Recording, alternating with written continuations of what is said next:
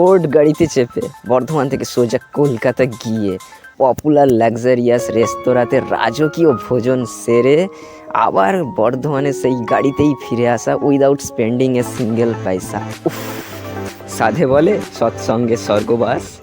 Finally we have entered. তাহলে চলো, starter যখন দিয়েছে তখন তো স্টার্ট করতেই হবে। ওরে বাটার, এবার পেঁয়াজটাকে ছাড়।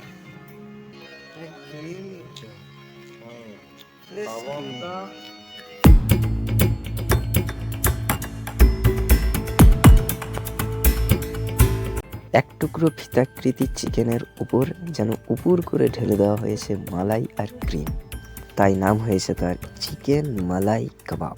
এটা খেতে হলে তোমার দাঁতের জোর থাকতে হবে বস, মুখে দিলেই মিলিয়ে যাচ্ছে, ওইসব ডায়লগ এখানে চলবে না। খাওয়ার সময় মুখটা যেন একেবারে মালাইয়ের গোলা হয়ে উঠছে। এবার মঞ্চে অবতীর্ণ হচ্ছেন দুই মহারথী, মাটন বিরিয়ানি এবং চিকেন বিরিয়ানি। ডিম ও আলু সহযোগে একদম স্ট্রং ফ্লেভার।